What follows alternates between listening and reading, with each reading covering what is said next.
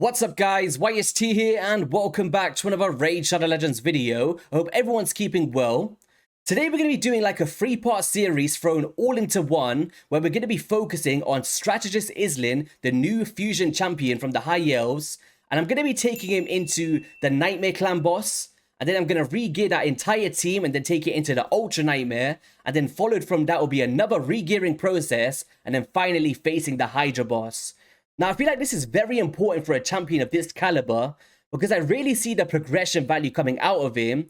And if you've just come into the game, you've got your son Wukong and you're looking to participate in your first ever fusion, I feel like he's a very good champion for progression for those kind of areas. Like, when you're first going into the Nightmare, you might be looking for these fundamentals, whether that be increased defense, ally protection, right? And this is somebody that actually fulfills these roles for those compositions, and the same thing will carry up until Ultra Nightmare if you're trying to build your first teams for that as well. But past that point, he might get swapped out from some other options that I will discuss in today's video, but it's just also worth noting that that's kind of how I see him for Clan Boss in particular. Now, when we speak about Hydra, I feel like there is some endgame usage to be had, but let's just break down the kit first before we speak any further on these skills. So, alright, so opening up with the double slash, he attacks one enemy 2 times, and each it has a 35% chance, bookable up to a 50% chance, of placing a provoked debuff for 1 turn, and whilst counterattacking, the chance increases to 50%, being a 65% once booked under that condition. Now, when we think about the Demon Lord, practically useless, you can't provoke the boss, right? But when we think about the Head of Decay and the Hydra Boss, this is a really high chance on a default skill to counter that head. So if you're looking for a strong provoke option for your second or third Hydra teams, or even your main team if you're still progressing, this is a really strong A1 to throw into the mix. Now, leading into the hindrance on the A2, he attacks all enemies, and before attacking, will have a 100% chance of decreasing the duration of all enemy buffs by 1 turn, followed by a decreased speed debuff in the same skill. Now, this is really nice as well because the before attacking feature allows some of those buffs that may have got stolen from Mischief and spread along all the rest of the heads. You could basically take some of those off, and hopefully a block debuff gets reduced, therefore decreased speed could go onto the boss. And that's just one hypothetical bad scenario that you could be fixing for your teams. But it's a very similar skill to like the first part of a Godseeker and Neri, right? With the way that you're decreasing the duration of these buffs. But the main thing to focus on is the decreased speed, and that's one of the fundamentals that we want to slow down the Hydra heads, or simply just like waves in general in like the Doom Tower or something, right? And then leading into the Flawless Stratagem on a 4-turn cooldown once booked, will place a 50% ally protection buff on all allies except himself, followed by placing a 60% increased defense buff on all allies for 2 turns. Now, this is very impactful, guys. Like, there is many champions in the game, such as Versov of the Grim or Jarre, that can fulfill a very similar role. Probably most notably Jarre because it's a 4-turn cooldown as well. But these are 2 very strong, important buffs that you need for your team for survival in these traditional style compositions if you're not going the unkillable route. So to be able to have that in one skill is amazing, but the one downside is it's that 4-turn cooldown, so we're going to be banking on those 4-to-3 ratios to make full effect of this. But overall, having that counterattack in there is going to be very beneficial in so many areas just to pop out some bonus damage. But also then places a shield buff on this champion for 2 turns, and the value of the shield is proportional to this champion's defense. Now, this is really cool as an ally protector because, like, we want to be having some form of protection for him, right? Because no one's looking out for him unless you bring in double ally protect. So it's really nice that he's got a form of that for himself. Now, leading into Protect the Troops passive, whenever this champion is attacked, will heal themselves by 1% for each 500 defense this champion has, and heals all other allies under ally protection buffs placed by this champion by 30% of the skill's initial heal. So the way that I'm reading is, so it'll basically be like, if you can scale this up to 10%, right? Hypothetically, like let's just say you got 5k defense, it'll basically be like 30% of the 10% for the ally protected heals. So it's still actually going to be beneficial on a 0-turn cooldown, but the main thing is he's getting a nice heal himself every single time he's attacked, which is actually very beneficial as an ally protector. So once we start flowing all of this together, Yes, he doesn't have like a good A1 for Clan Boss. He doesn't have an impactful A2 for Clan Boss. But he does bring in strong buffs. He does have counterattack of his own. And he does have strong forms of protection as well. And I felt like that's something not to miss on. And something like, although many champions can fulfill these roles, like not everybody's going to have those champions, right? So it's something to note. Also an accuracy in all battles by 60, which is universal value. If you're struggling in Doom Tower, dungeons, wherever that may be, even the Hydra Boss, it's going to be very beneficial because you can bring it everywhere. So yeah, in terms of the artifacts today, in terms of the first segment of this video, I've basically gone with a Guardian, but I've tried to tone down the gear a notch on its entire team, and you're going to see that demonstrated throughout. And basically what we're going to be doing is focusing on speeds that we need. We need about that 4-to-3 ratio. I've tried to leave these at 12. We've got some flat stats on the chest plate as well. Of course, you want to be ramping up your defense stats and your HP as an ally protector if you're really mid-maxing in your builds. We've got defense percent on the gauntlets. We have got speed on the boots. I've gone for some 5-star accessories here with some defense. We've got HP as well, and then we've got HP on the ring. Now, of course, we are looking at a Clan Boss segment first, so we're not required to need any accuracy because none of the debuffs are basically useful for the Clan Boss, which is actually one upside in a sense, so you can focus on something like the speeds.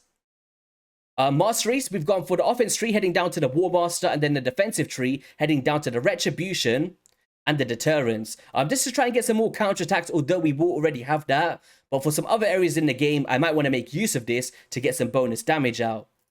So yeah, let's head straight into the Clan Boss first, and we'll break down the rest of the champions afterwards. And this is the team that we're going to start off with in the Nightmare difficulty. So I thought this would be a really cool example to actually break down some of the fundamentals that you guys want to be focusing on when you're first building your Clan Boss teams. We've got a defensive aura in Tyrell, who also places decreased defense and decreased attack, two vital things to amplify but also mitigate damage incoming from the boss.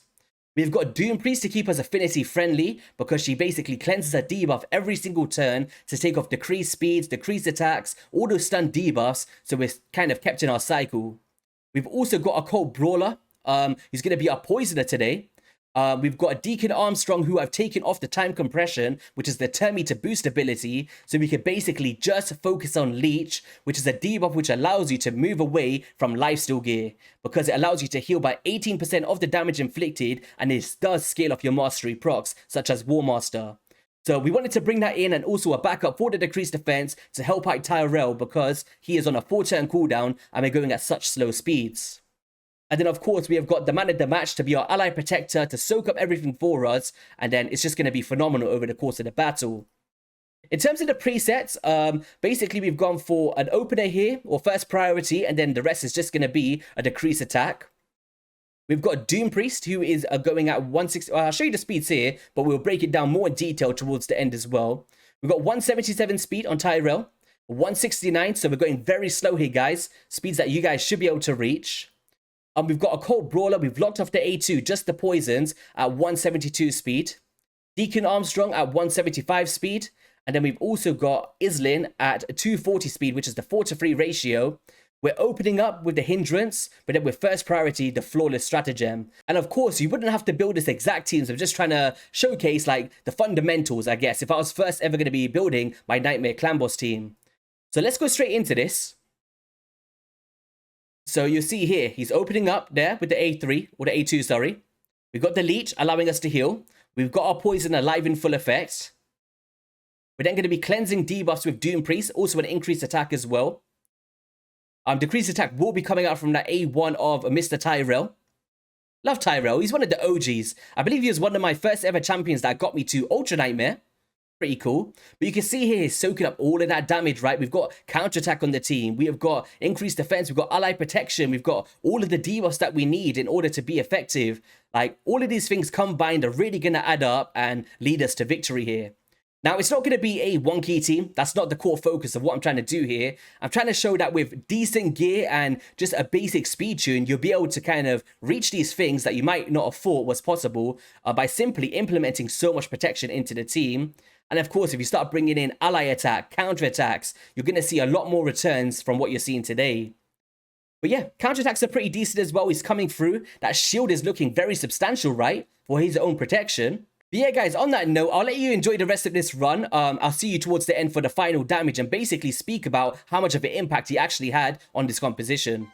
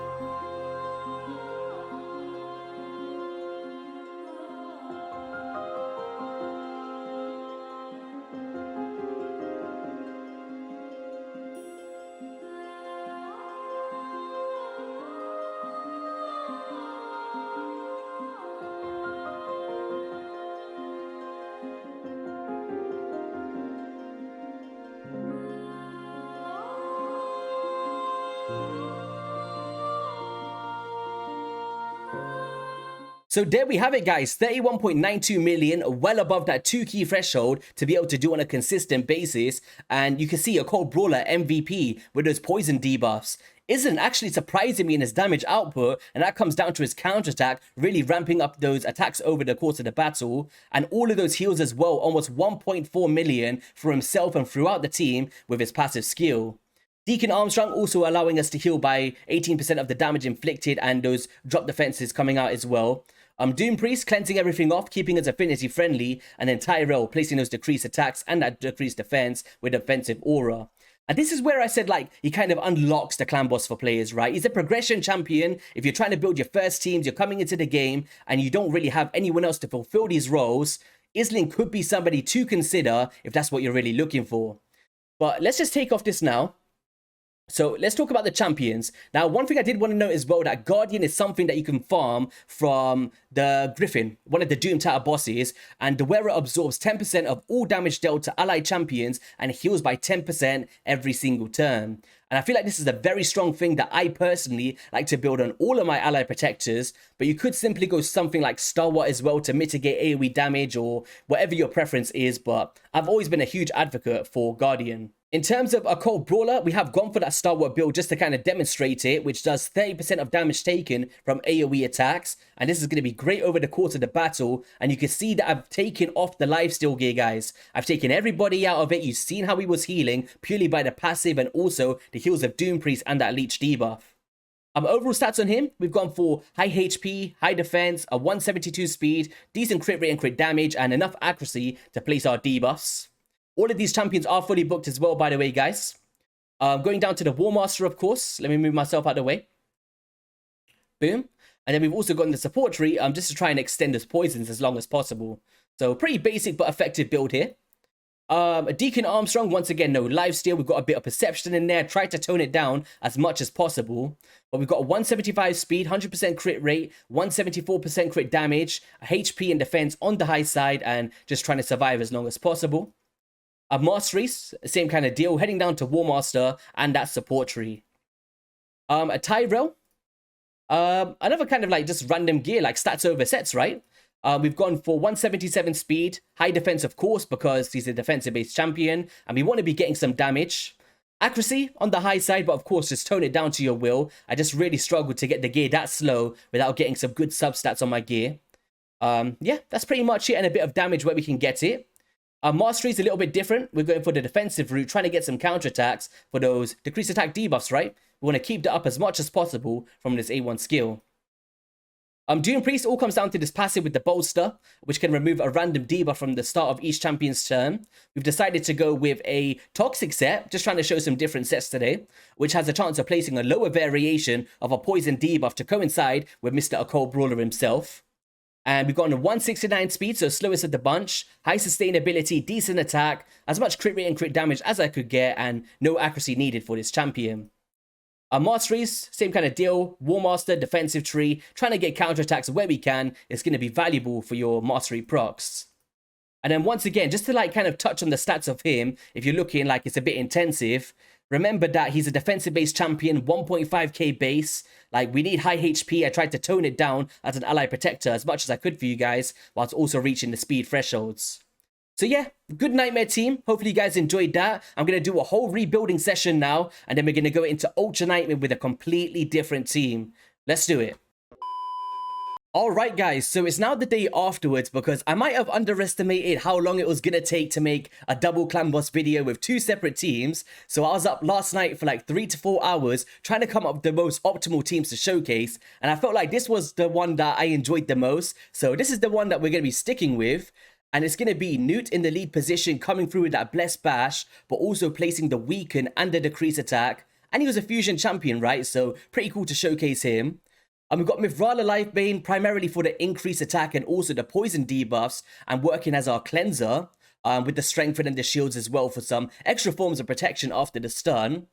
And then we've got Vlad the Nightborn, who I've never used in a Clan Boss team, but he definitely fulfills roles that I didn't even expect for Clan Boss. Like, he's got decreased defense to coincide with the weaken of Newt. He also has a leech on 100% chance on his A2, and then he's just got like some heal mechanics and good damage around the board. So he was a no-brainer to bring in with those 100% chances to pair up for both of those debuffs.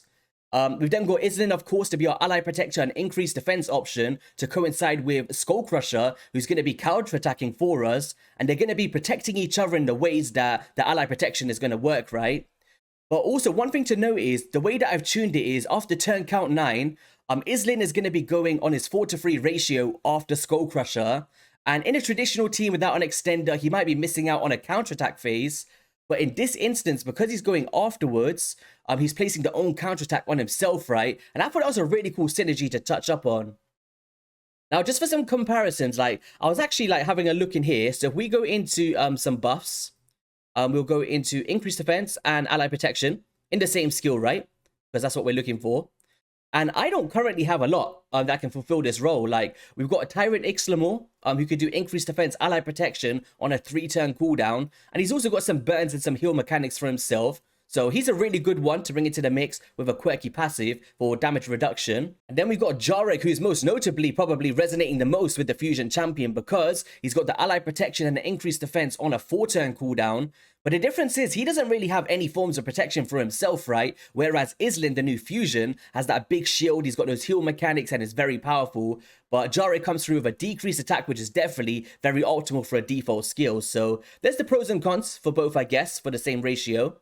And then we've got Versov the Grim, who I feel is like one of my favorites to play this role. He's got increased defense, ally protection. He brings in that leech as well, so you don't have to bring in somebody like a Vlad the Nightborn. And he's just so much more simple to tune at that 3-turn cooldown. So yeah, I was actually just pretty surprised of how many that fulfills the roles in the same way. Like, Trumbull can do it, but it's like increased defense on himself. And then Lugan, very similar thing, increased defense on himself. And it's not on all allies, so, you know.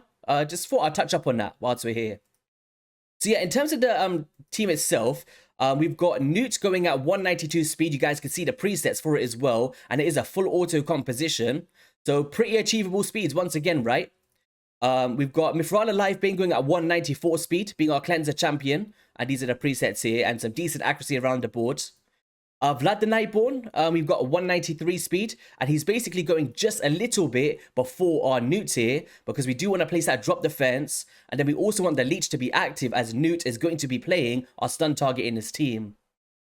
Islin is going at 257 speed, fastest of the bunch, going at that 4 to 3, and he's just basically going to be there for our protector role, right? And then Skull Crusher coming in at 191 speed, slowest of the bunch to place that ally protection and that counterattack buff. Now, you may be thinking, why have you brought Mithrala Lifebane into the team? Like, she's got increased defense in there. Like, is this playing an extra role for us? Well, actually, no. The increased defense is going to fall off anyway in the ways that it's going to be playing. But it's primarily just the strengthen, the shields, and the poisons. It's like the main things that I wanted. And it's going to be the exact same coverage if you don't have an extra increased defense or if you do. Like, I think when it comes up against the stun phase, only Mithrala has the buffs. Everyone else just falls off anyway because she goes straight away on AoE 2, right? So yeah, that could pretty much be like Withered a Crown. That's somebody that I was playing with before as well, where she has the leech and the cleanses and the heals. So it's really down to your preference, but Mithrala comes through with a lot of value with that strengthen as well. So I guess let's just head straight into a run. You know, I've got a pre-recorded run for you guys as well, so you can enjoy a bit of the battle. But let me just break it down a little bit here. So there you go. Look at that. Drop defense, weaken and decrease attack. So we're covering the bases, right? And there's our ally protection. And this team on full auto will sync by turn count 9, which I can actually show you pretty briefly on deadwoodjedi.com. Here we go. 3, 2, 1, and boom. So you can see here, once it comes into turn 9, Strategos Islin is going to be, hopefully you guys can see my mouse, there we go. So he's going to be going Mithrala Lifebane, cleanse off the stun. Strategist is going to come through with an A1, and then he's going to be doing an A3 right here. You can see that he's going after Skull Crusher where he would only have 1 turn counterattack. He's now going to have 2, right? So that's pretty impactful in the grand scheme of things. Otherwise, he wouldn't have it for this second phase here. We've got full increased defense, but let's just say if we take off the cooldowns of Mithrala Lifebane on the A2, like, let's just say we just locked it off completely, the buff coverage is exactly the same, guys, right? We've got everything going on, and if we put it back up again, the only difference is that Mithrala has the buffs. She has the increased defense, and then she also has an increased attack before the stun phase. So, you know, that can be any cleanser in this instance. Pretty self-sailing team, right? And carries all the way down up until turn count 50, depending on your gear, and deals a good amount of damage with the potential for a 1-key on the Ultra Nightmare Clan Boss. Now, it is noting that this team is not affinity friendly. I did try it on Force yesterday. Really good damage came out. As long as your Mithrala isn't the stun target, you know, it's going to be completely fine. But when you come up against Spirit, there's no block debuffs implemented into the team. So that is one thing to note. Like, it's going to be good for Magic, Force, and Void. But when you come up against that Spirit, we're going to be getting decreased speed. And it's not going to be happy time, guys. It's not going to be happy time. Look at this. Drop defense going out. Weaken, decrease attack. Covering the AoEs. Of course, if you do get resisted by like a 3%, this could go downhill later on into the battle. But because we've got double ally protection, increased defense, we've got all of these buff coverages, shields, and strengthens. Even if it does get resisted once throughout a battle, there is some times where you can just recoup and come back into the fight. Like, as you see there, the leech, it got resisted. And if that happens on like turn count 40, that's basically where the run can fall short and you might only get maybe a 50 million. But my main goal for this comp was basically a comfortable 2-key, right? Like, if I can get almost a 1-key, like with some less, like more average gear, I'd say, it'll be a comfy 2-key. I'm pretty confident in that. So we're going to see here, turn count 9. We're just flowing back into it now. So boom. Got some counterattacks, and the only reason why I kept the A2 as well is we want the increased attack for Vlad, but I also don't want to overstack on the debuff bar, because for anyone that wasn't aware, you can only have 10 active at any given time. And if you start ramping up way too many poisons, there's no slots for leech, the decreased attack, the weakens, and it's just nice to have that middle phase where the debuffs can start to fall off, right? Like right here, you see how there's some extra debuffs there? Now we got some space for a leech, whereas if we didn't lock that off, then, you know, we wouldn't have placed that elite and started to heal from our champions here. It's just a nice flowing team, right? Simple but effective. So what I'm going to let you guys do is enjoy the rest of the run. I'll speed it up a little bit for you, and then I'll come back to you towards the end to see the result of the team that I basically pre-recorded for you guys out there. So let's get straight into it.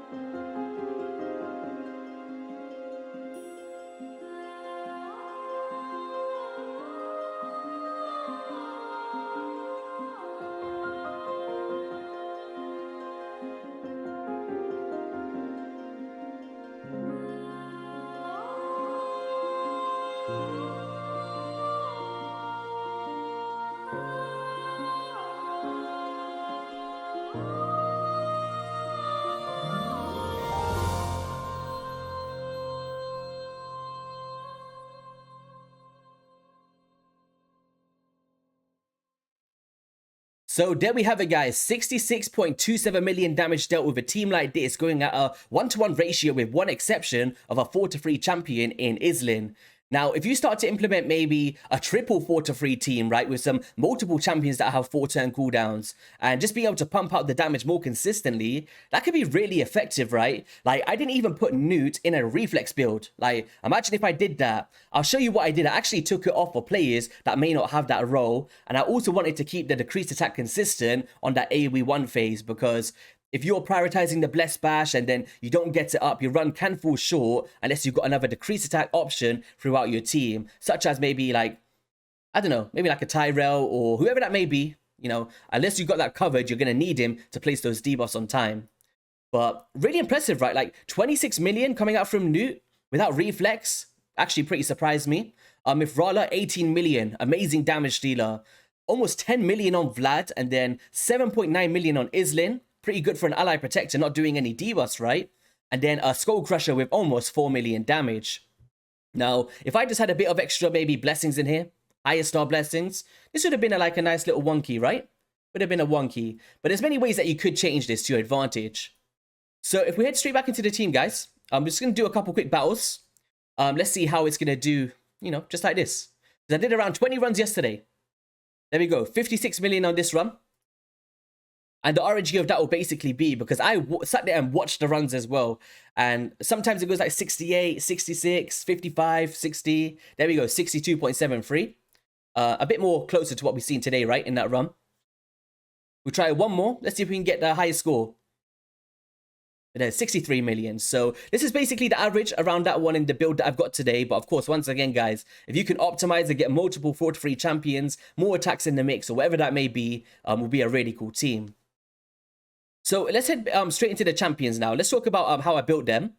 So Mifrala Lifebane, we've gone for that Guardian build, right? You know, I'm a big fan of this. And once you start pairing multiples together, it's a phenomenal form of protection for your team. Because, as we mentioned in the Nightmare run prior, where it absorbs 10% of all damage dealt and also heals by 10% every single turn. And that's also going to be protecting the rest of our allies here. So what I've done with Mifrala is I went for a bit of damage build. Got crit damage on there, some defense, some HP percent. Accuracy, of course, crit damage and defense as well. Poison A1s, really nice. Increased attack and increased defense. As I demonstrated before, we're not using it for this thing in particular. It's not really playing a huge role for us. But the increased attack is actually really beneficial for someone like Vlad the Nightborn here. Removing all debuffs and placing a strengthen and a shield on all allies. Very impactful, right? That's going to allow us to basically tank those AoE 1s if we don't heal back up with Newt initially after the stuns. And yeah, you know, that's pretty much it for Miss Mifrala Lifebane. Really cool. Masteries, we've gone down to the War Master.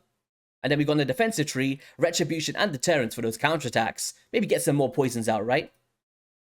Newt, you can see here that I did actually initially have a reflex build here. And it was doing really good damage, right? Don't get me wrong. But one, not everybody might have that. And as I mentioned before, because this is a 3-turn cooldown, we want to make sure that this is going out on AoE 1 because there's no other forms of decreased attack in this in particular team that I've been using today. Blessed Bash, you know, he's going to heal himself as well. He's going to be dealing a big amount of damage. And he's just a phenomenal person to bring into the mix for Clan Boss. And he's got his own counterattack as well. If you build him at a 4-to-3, he's going to be able to do the very similar thing to Islin, right? You see how he was going after the Skull Crusher?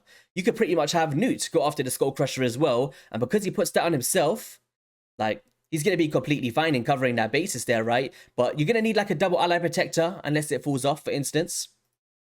And then Masteries, going down to the Giant Slayer, of course, and then Support Tree going down to Master Hexer, just to try and extend the value of that decreased attack in the weaken, right? We want to keep that up as much as possible. Overall stats, 192 speed. We got 5.4k defense, 50,000 HP, 100% crit rate, not 1,000% crit rate, 228% crit damage, and decent accuracy. I'm not actually sure if I went over Mifrala's speed. Let me just go over that as well. So 194 speed on Mifrala Lifebane, 3,500 defense, 57,000 HP, decent crit rate and crit damage, and the accuracy that we need. I didn't like fully mid-max, I just basically just got the speeds and as much damage as I could, pretty much. We have got Guardian of Vlad the Nightborn. Now, guys, hear me out on this one, because many people might have got him in the past and, you know, just slept on him, right? I'm not sure if he got a buff. I think he did. I think he did get a buff. Now, basically, what he does is he comes through with a decreased defense, but also a perfect veil, guys. Like, this is a strong form of damage protection for himself, being attack-based champion. And I really love this synergy for Clan Boss. Like, it's the reason why we might use someone like a Rector Draft or a Duchess, right? The perfect veils are very impactful. So, you know, bringing that into the mix of decreased defense, 3-turn cooldown. And then we've also got a Leech in the same skill set. And then on his A1, heals this champion by 30% of the damage inflicted. Like, he's healing all the way up to full pretty much most of the time. So he's never going to be a stun target over the course of the battle, right? So, yeah, man. I was actually really impressed with him because I was filtering, like, decreased defense champions that have a Leech. And there wasn't many that I had. Like, there was someone like Ugo that can do it. But he just came through as a no-brainer for me. So, you know, who would have known that Vlad the Nightborn's great for Clan Boss? But yeah, overall stats for Vlad is a 193 speed, decent attack, decent defense, and HP, crit rate and crit damage, and some accuracy. Masteries, War Master and the Support Tree, heading down to Master Hexer and a Sniper. And I've just gone for Steadfast to try and play the roles of determining my stun targets, right? Because I did see sometimes when you get into the later phases, if he didn't heal enough, that obviously it's going to switch over to him, right? Because we had no buff coverage, so... yeah, I just did that for protection. I believe in the previous run, I don't think it affected this in particular team you guys seen today, but in a previous one where I had Wither the Crown, I definitely, like, if the Leech falls off, he wasn't healing enough, and then he was becoming the target, right? Strategos Islin, we did switch up a little bit in terms of the stats. We bumped it up quite a lot. So we got almost 70,000 HP, 4.5k defense, 257 speed on this one, and then no accuracy and all of that good stuff. And it's worth noting that because the increments for the heals is in 500s, just make sure if you're like close to like a 500, like a 500 or a 1000 or a 1500, that you basically just make sure you're above that mark. Otherwise, you can be missing out on like a 1% heal here, right? In the grand scheme of things. Masteries, War Master once again, and the defensive tree, trying to get those counterattacks, of course. And we're focusing on like HP percent, speed on the boots, defense percent as well. And yeah, that's pretty much it for Strategos Islin here. Skull Crusher, I went with a Stalwart build on this one. And we're going at 191 speed, slowest of the bunch. And that's pretty much all I was focusing on. And its survivability with HP and defense. Masteries, very similar thing with the counterattacks. And also down to War Master, guys. But yeah, down here is basically the team that I was using before. So I had Wither the Crown. He was basically doing the cleanses for us. Very similar build to Mithrala Lifebane, right? Just without the weaken, but we got the leech. But we got increased defense in there. We got those heals and all of that good stuff. And the cleanses. And then I had Raz and Scarhide for drop defense and weaken. Whereas now I'm using Newt and Vlad the Nightborn. And then we had Corvus the Corruptor for the poisons as well. Where it's on a 4-turn cooldown. So, yeah, the team was pretty decent. I believe we got up to around 55 million or so. But this new team was basically my favorite one that I wanted to showcase. So yeah, with that all out of the way, guys, let's head into part 3 of this video where I'm going to rebuild this champion for the Hydra Boss now. Let's get into it. Alright guys, so we've now rebuilt it for more an endgame usage for like the Hydra Boss, right? And maybe just a general utility build that you might want to carry into the Doom Towers, secret rooms, the faction wars, you name it. If you're not focusing on Clan Boss, this is the way that I would be going personally on my account. Very similar to how I build a Slick Track as well. So we've gone with Guardian once again, always do this on my protectors, but we've gone with Perception as well, right? We've got some high HP percent going on and defense percent. We've got accuracy on the chest plate so we can reach the thresholds for the Nightmare of the Hydra Boss. Just as an example, of course, you can tone it down to your will, depending on where you're going to be using him. We've got accuracy as well on the banner. We've got HP around the board as well. Masteries, we have switched up as well, guys. You've seen that we had no accuracy for Clan Boss, right? And now if you want to implement that for your provokes and your decreased speeds, we've gone down to the War Master, but we've also gone to the support tree, which I skipped the Sniper because he's got a 100% chance to do on his A2 anyway with the decreased speed. And we can't increase the chances for provokes, right? With the Sniper, you'd have to go down here to the Fearsome Presence if you really wanted to make full use of that for that A1 skill. But I feel like it's going to be very beneficial by itself anyway. It's a good high chance. But we have gone for Master Hexer to extend the value of decreased speed. And then we have gone to Spirit Haste in case somebody dies throughout the course of a battle, right? So we're just going to go into a team like this, utilizing Newt and Mithrala in the exact same builds that we had for the Clan Boss as well. Just on the brutal difficulty here. Islin for our protection. We've got Bloodbath from Tuhanarak and also some extra provokes coming out from Coroner. Now, unfortunately, in this rotation, we haven't got the Head of Decay in effect. So we're going to have hopefully spawn him in over the course of a battle. Here's the decrease speed. Boom. We got it on everybody, but you just have to be wary that because he's magic affinity, there's that chance for it to fall off, right? Something to pay note to.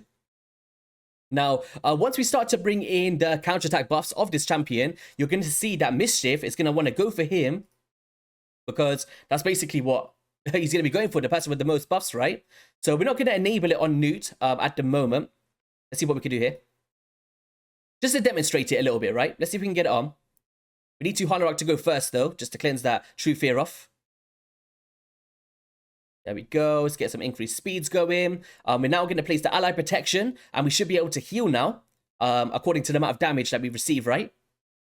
Boom. It does say 0. This is one thing that I'm not completely understanding. We're going to reread the kit a little bit, but the way that I read it was, it will heal regardless. I don't know, maybe it's just based off the damage inflicted, and because he's under shield, no one's taking damage, but he seems to be healing, though. He seems to be healing, so maybe I'm a little bit confused here. We'll see it again right now, how that's working. I noticed it a little bit in Clan Boss as well, but it could just be a bug, or it could just be me being silly. All right, let's see. So on the passive, whenever this champion is attacked, heals themselves by 1% for each 500 defense this champion has, and then all other allies will receive 30% of the initial heal. So it doesn't say like of the damage inflicted or the damage received. It just says whenever this champion is attacked. So theoretically, I'd be thinking that it should be healing anyway, right? Like, you see that? 0 heals. But I'm pretty sure that he's healing. Let's see that again. We need to see that again. I keep missing it on himself.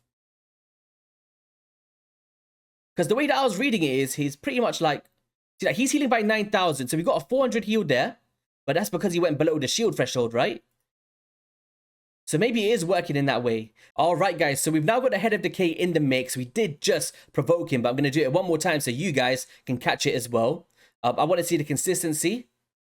There we go. So we placed it 2 times back to back without the implementation of Coroner. And you can see where over the course of the battle, using a default skill could be very beneficial, right? You might have somebody like Husk in the mix. You could do a very similar thing, but he does max HPs as well. And you can go back and forth to keep him under control over the course of the fight. And I think that's very cool for progression if you don't have other options in your second or third Hydra teams to be able to fulfill this role alongside all of the other utility he brings into the team. So we're just going to end this battle now. Let's just see the damage up until this point. So 1.3 million damage, pretty decent out of the outcome that we got so far. Maybe in like a 40 million run, we might be seeing maybe, what, between 4 million and 5 million. Maybe if you got like Smite in there or something like that as well, could maybe ramp it up a bit. But overall, pretty decent for the Hydra Boss here, right? But yeah, on that note, guys, that's going to be all for today's video. If you did enjoy it, be sure to hit that like, subscribe button. I don't think I've ever had a video where I literally had to record it in 2 separate days because it was so time consuming, right? It is my birthday today and I didn't really want to film on my birthday, if I'm honest, but I tried to get it done yesterday, but I had to get this video out for you guys on time for once the fusion goes live into the game. You can see here, like, if the buffs went up, he'll be able to reduce those durations. He's got decreased speed in the mix for the boss itself. He's dealing some decent damage. We can do provokes, right? If we wish so. We've got some counterattacks as well that we can go through. So if we get hit, well, we're probably going to get him in. We've got block buffs there, but you see that? Counterattack, he can go through and potentially place those provokes as well on that default skill. But yeah, good luck on your fusions. If you are going for this champion, have an amazing rest of your day, and I'll catch you all in a video soon. Peace.